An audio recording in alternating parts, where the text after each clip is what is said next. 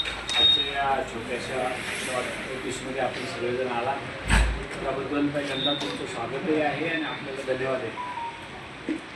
मी गेल्या फेब्रुवारीच्या 27 तारखेला इथून मुंबई आणि मुंबई मार्गे दुबईला गेलो. दुबईला 28ला पोहोचलो आणि 28ला पोहोचल्यानंतर मी माझा परिवार आणि माझ्या परिवारासोबत आणखी 2 परिवार माझ्या सोबत होते.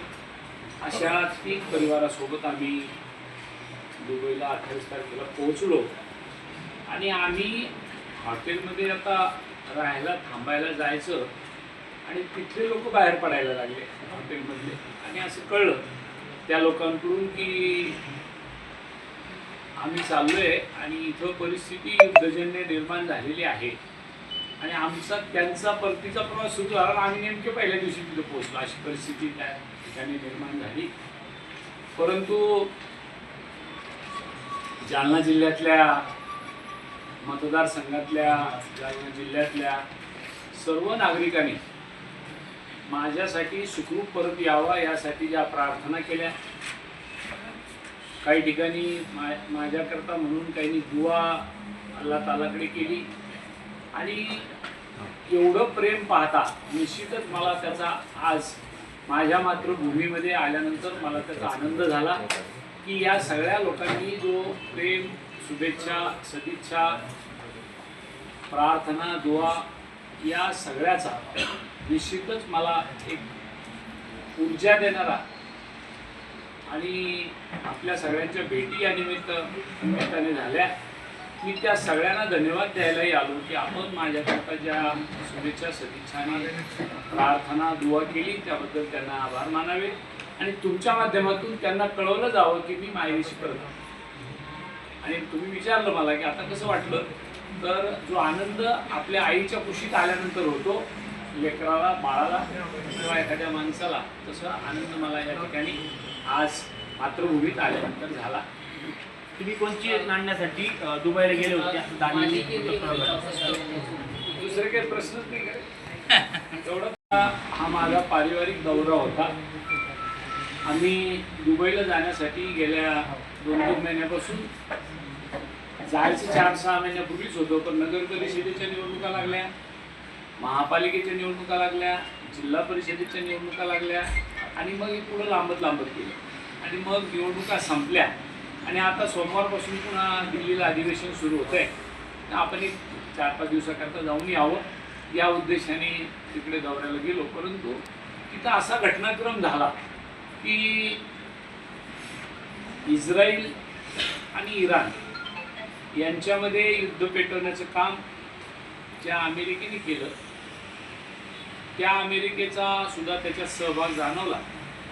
पण ज्या देशात मी गेलो होतो त्याला आपण UAE असं संबोधतो. मग त्याच्यामध्ये अबुधाबी आहे, शारजा आहे, अजून असे 7 देश आहेत दुबईसहित.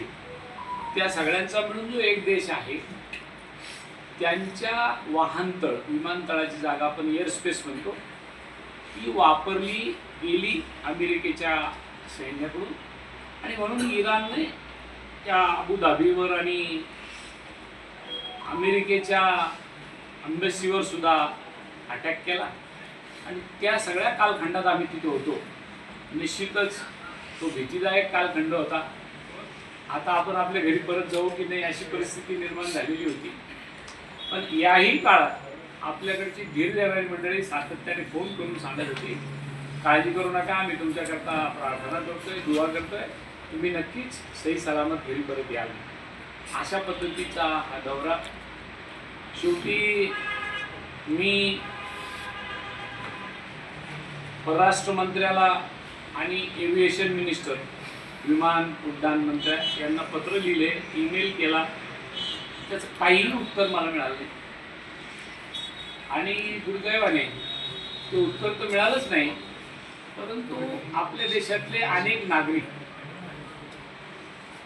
टुरिस्ट प्लेस म्हणून, व्यापार व्यवसायाला म्हणून आपल्या जालन्यातले रुनवाल, प्रणय रुनवाल आणि त्यांच्या मिसेस असाव्या, तिचं नाव तेजल होतं, हे दोघं सुद्धा तिथे अडकलेले होते. अशा सगळ्यांना असे अपेक्षित होतं की केंद्रातले परराष्ट्र मंत्री आणि केंद्रातले एव्हिएशन म्हणजे उड्डाण मंत्री ते कॉमन पत्रकार परिषद घेतील आणि त्या पत्रकार परिषदेला संबोधित करतील की काळजी करू नका, एवढी संख्या आहे UAE मध्ये गेलेली आपल्या देशातली टुरिस्ट म्हणून, त्यांना परत आणण्याच्या दृष्टीने आम्ही विमानाची व्यवस्था करतोय, आम्ही तिथल्या दूतावासाला सांगतोय, तिथल्या एम्बसीला सांगतोय की हे विमान येणार आहे, एवढे लोक आम्ही परत आणणार आहे, आणायला 4 दिवस लागतील, 2 दिवस लागतील, कोणी काळजी करू नका. अशा पद्धतीची एक पत्रकार परिषद मला तरी अपेक्षित होती. पण मी दिलेल्या मेलला तर साधं उत्तर आलं नाही आणि पत्रकार परिषदेचं तर फार दूरचा विषय होता. म्हणून मला वाईट या गोष्टीचं वाटलं.